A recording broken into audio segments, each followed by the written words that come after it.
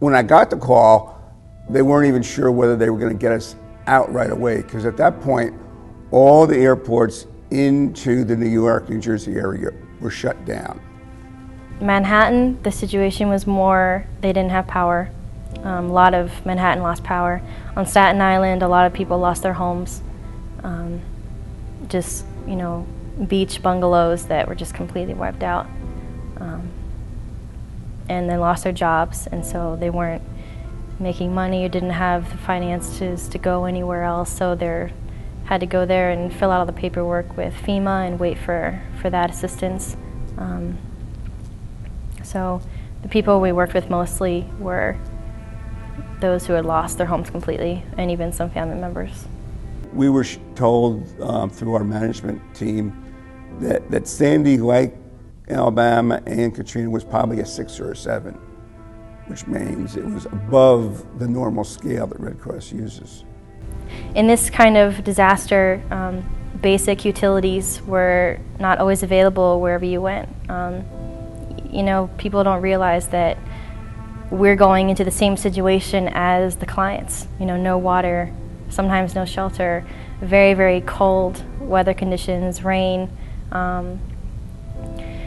But the biggest struggle for me was emotionally, meeting these people and just wanting to give everything to them, but at the same time, you have to be strong for them.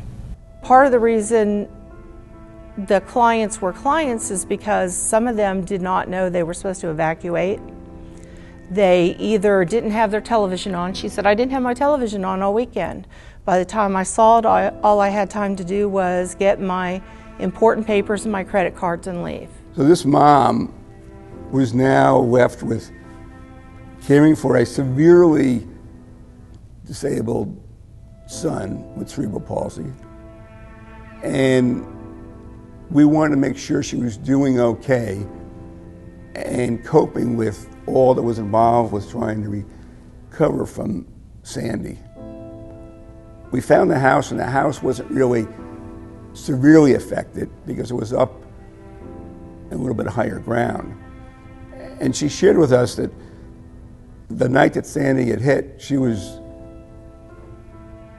kind of over the top, because she knew that if the electricity went out, the electricity that kept all these life-saving devices would go out as well. By Wednesday, we were waiting for 10,000 meals to be delivered from New York City. Wednesday night, the Baptist kitchen wasn't even there. By Thursday morning, they were cooking food for 10,000 people, 10,000 meals. The hardest part for me was we were handing out these meals. Cliff and the other people were working very hard in the truck, making them as fast as they could. And there was a gentleman on the other side of the street. There were 2 lanes of traffic between us and him, and he was older. He kind of reminded me of my dad. And he was rolling up the street in one of those little motorized wheelchairs. And he looked over at me with this haunted look that I will never forget. So I got a meal and 2 bottles of water, and I took him across the street to him. And he said, thank you, and God bless you.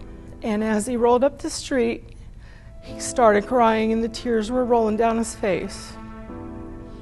And I just about lost it right then, but I held it together because we were still there for another 2 hours. And there were, he wasn't the only one, but he was the one that affected me the most. And we just start with a conversation. And very quickly, many times, the floodgates open. People start sharing with us, what they've gone through, what they're going through. And I believe some of it is because they keep up the image for family and friends, but they don't know us. And it's a lot easier for them to finally maybe let go and release some of this. And I think that's a lot of what we're trying to do, is get people just to share the anxiety, the tough part of what's going on, beyond just the loss of their material possessions.